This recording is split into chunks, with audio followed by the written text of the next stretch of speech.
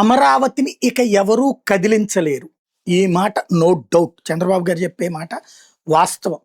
జగన్ చెప్పినట్టు చట్టాన్ని మార్చుకోవచ్చు. అసెంబ్లీలో మార్చకుండా అందుకని కేంద్రానికి తీసుకెళ్లారు. ఇప్పుడు గతంలో అసెంబ్లీ ఓ తీర్మానం చేసింది రాష్ట్ర విభజన చేయకూడదని. మరి విభజన చేయకుండా ఆపారా?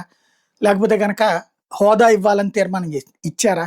కాబట్టి అసెంబ్లీ తీర్మానం అనేటటువంటిది ఒక జస్ట్ టిప్ ఆఫ్ బగ్.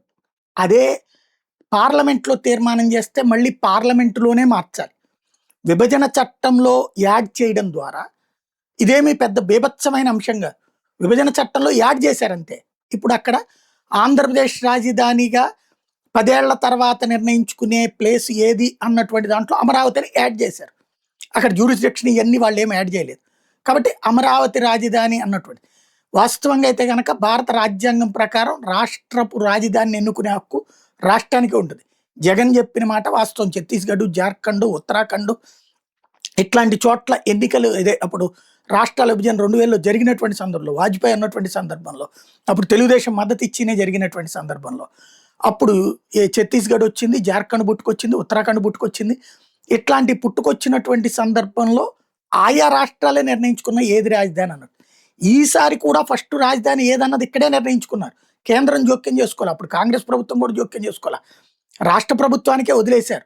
అయితే అప్పుడు విభజన చట్టంలో చెప్పినటువంటిది ఏంటంటే శివరామకృష్ణన్ కమిటీ ఇచ్చినటువంటి నివేదిక ఆధారంగా నిర్ణయం తీసుకునే అధికారం, అది సలహాలు ఇస్తుంది అంతవరకే అని చెప్పారు.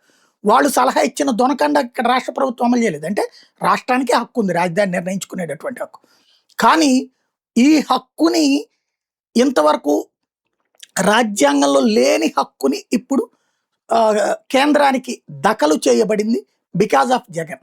జగన్ భయంతో వీళ్ళు కావాలని అక్కడ యాడ్ చేయించారు. తద్వారా ఇప్పుడు అక్కడ మళ్ళీ అది మార్చాలంటే మళ్ళీ ఇక్కడ కుదరదు. కేంద్రంలో పార్లమెంట్లోనే బిల్లు తేవాలి. ఇక్కడ అసెంబ్లీలో తీర్మానం చేసి మళ్ళీ పార్లమెంట్లో వచ్చి ప్రస్తుతం ఉన్నది బీజేపీ, భవిష్యత్తులో వస్తే కాంగ్రెస్ పార్టీ, లేదా కాంగ్రెస్ మద్దతుతో ఏదన్నా కూటమి రావాలా, లేదా బీజేపీ మద్దతుతో ఉన్న ఏ కూటమైనా రావాలి. వాళ్ళు ఎవరు కూడా ఇప్పుడు కాంగ్రెస్ కూడా మద్దతు ప్రకటించేసింది ఈ బిల్లుకి. దెన్ ఇంకెందుకు మారుతుంది? కాబట్టి మారే ప్రసక్తే లేదు. ఇక్కడ జగన్ భయం వీళ్ళకి ఎంత వెంటాడుతోందంటే అమరావతి 29 గ్రామాల ఏదని ఎందుకు చెప్పట్లేదు వీళ్ళు జ్యూరిస్డిక్షన్ అంటే, చెప్పి వీళ్ళు 29 గ్రామాలే అంటే ప్రజలందరూ తిరస్కరిస్తారు. బెజవాడ, గుంటూరు వాళ్ళు కూడా తిరస్కరిస్తారు. అదే కనుక ఇవన్నీ కలిపారనుకోండి, రేపు జగన్ వస్తే ఇప్పుడు జగన్ చెప్పినట్టు మావిగన్ అన్నట్టు పేరు మార్చుకునే అధికారం రాష్ట్రానికే ఉంటుంది రేపు పొద్దున. కాబట్టి అది కూడా పార్లమెంట్ అప్రూవ్ చేయాల్సి ఉంటుంది కేంద్ర ప్రభుత్వం. అది సాధ్యం కాదు. కానీ యాడ్ చేయమన్నది సాధ్యం అవుతుంది. అది రాష్ట్ర ప్రభుత్వం ఇష్టం అవుతుంది. ఇప్పుడు హైదరాబాద్లో కొత్తగా మున్సిపాలిటీలు, పంచాయతీలు యాడ్ చేశారు. అట్లాగే రేపు యాడ్ చేయడం సులభమే. జగన్ చెప్పినట్టు మచిలీపట్నాన్ని యాడ్ చేయడం సులభమే. అట్లాగే ఇవన్నీ యాడ్ చేయడం సులభమే. ఇవన్నీ ఎక్కడ యాడ్ చేస్తాడో జగన్ వస్తే అన్నదే కాదు, ఇప్పుడు ఆ 29 గ్రామాల్లో కాకుండా ఇక్కడికి వచ్చి పరిపాలన పెడతాడేమో అన్న భయం ఉంది. అందుకనినే వీళ్ళు ఇప్పుడు ఆ 29 గ్రామాలకే ఏమన్నా రాజధానిగా ప్రకటిస్తారా?